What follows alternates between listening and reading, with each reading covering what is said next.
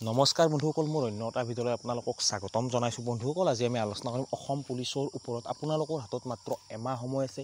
আপোনালোকৰ বাবে বেয়া খবৰ, মাৰ্ক উঠাব নোৱাৰিব। কিয় নোৱাৰিব?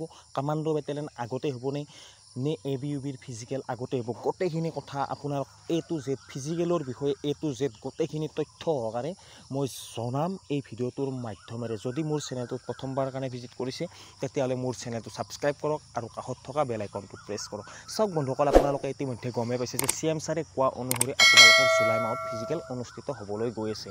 কিন্তু বৰ্তমানলৈকে কোনো ধৰণৰ অফিচিয়েল আপডেট অহা নাই যে আপোনালোকৰ জুলাই মাহত ফিজিকেল অনুষ্ঠিত হ'ব। যিহেতু এতিয়া জুন মাহ চলি আছে, সেই হিচাপতে মই কৈছোঁ আপোনালোকৰ হাতত মাত্ৰ এমাহ সময় আছে।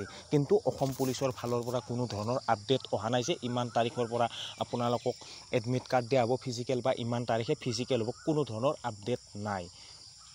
তাৰপিছত আহিছোঁ বেয়া খবৰ এইটো কাৰণতে, যদি ফিজিকেল আমাৰ জুলাই মাহত হয় তেতিয়াহ'লে আমি কেনেকৈ নাম্বাৰ আনিব পাৰিম? কাৰণ বৰ্তমান অসমৰ পৰিস্থিতিটো সকলোৱে গম পাইছে। বোকা বৰষুণ আৰু চাৰিওপিনে বানপানী হৈছে। প্ৰায় সংখ্যক ঠাইতে বানপানী হৈছে আৰু গ্ৰাউণ্ডসমূহ বৰ্তমান পানীৰ তলত আছে বা বোকাময় পৰিৱেশ হৈছে। তাত ফিজিকেল প্ৰেক্টিচ কৰিব পৰা নাই। যিহেতু তাত লং জাম্প, ৰানিং, চিন আপ গোটেইখিনিয়ে প্ৰস্তুতি চলোৱা হয়, কিন্তু সেইবিলাক এতিয়া কৰিব পৰা নাই। মিনিমাম আজি ধৰিবলৈ গ'লে 10-15 দিন অসমৰ অৱস্থা এনেকুৱা হৈ আছে। প্ৰায় সংখ্যক ডিষ্ট্ৰিক্টত কিন্তু বানপানী, বৰষুণ, বোকা আপোনালোকে গম পাইছে। প্ৰেক্টিচ বা অনুশীলন চলাব পৰা নাই। যদি এনেকৈ অনুশীলন চলাব নোৱাৰে তেতিয়া নিজকে কেনেকৈ ইমপ্ৰুভ কৰিব পৰা যাব? আজি 6-7 মাহ ধৰি ফিজিকেলৰ কাৰণে প্ৰিপাৰেশ্যন চলাই যদি 15-10 দিন বহি দিয়া যায় তেতিয়াহ'লে নিজকে ইমপ্ৰুভ কেনেকৈ কৰিব? কেনেকৈ মাৰ্ক আনিব পাৰিব? আপোনালোকে এবাৰ ভাবি চাওক। যিটো টাইমত ফিজিকেল পাতিছে সেই টাইমটো আমাৰ বাবে একেবাৰে উচিত নহয়। এই টাইমত ফিজিকেল পাতিলে আমাৰ কাৰণে খুব বেয়া। কাৰণ কিছুমান ডিষ্ট্ৰিক্টত এনেকুৱা পৰিৱেশ হয়, প্ৰতিটো এনেকুৱা হয় যে বৰষুণ পৰিলে গোটেই ছিজনটোৱে বৰষুণৰ 6 মাহ ধৰি সেই গ্ৰাউণ্ড নষ্ট হৈ থাকে আৰু সেনেকুৱা গ্ৰাউণ্ডতো ফিজিকেল পাতে। সেই গ্ৰাউণ্ডত কোনো ল'ৰা ছোৱালীয়ে পাছ কৰিব নোৱাৰে। আপোনালোকে এবাৰ কথাটো ভাবক। হয়তো কিছুমান ডিষ্ট্ৰিক্টত বানপানী হ'লেও আপোনালোকৰ বানপানী নুঠিব পাৰে, কিন্তু প্ৰায় সংখ্যক ডিষ্ট্ৰিক্টত অসমৰ বানপানী উঠে আৰু তেওঁলোকে বুজি পায় সেই বেদনাটো।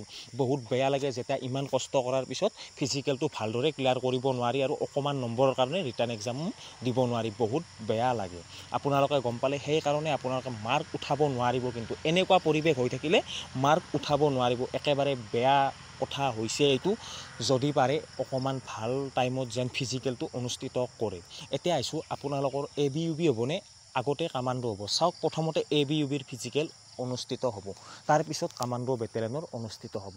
কাৰণ ABUB আৰু কামাণ্ডো বেটেলিয়নৰ ফিজিকেল একেবাৰে বেলেগ, সম্পূৰ্ণ প্ৰচেছ বেলেগ। 4টা ইভেণ্ট কামাণ্ডো বেটেলিয়নত থাকিব আৰু ABUBত 3টা থাকিব, 2টা থাকিব। আপোনালোকে গমেই পায়। আৰু ফিজিকেল প্ৰচেছটো একেবাৰে বেলেগ। ABUB, কামাণ্ডো একেবাৰে বেলেগ। ABUBৰ লগত হয়তো বহুতকেইটা অসম পুলিচৰ বিভাগৰ ফিজিকেল হ'ব পাৰে, কিন্তু কামাণ্ডো বেটেলিয়নৰ ফিজিকেলটো একেবাৰে বেলেগকৈ অনুষ্ঠিত হ'ব। আপোনালোকক মই জনালোঁ এই ভিডিঅ'টোৰ মাধ্যমেৰে এইটো কথা।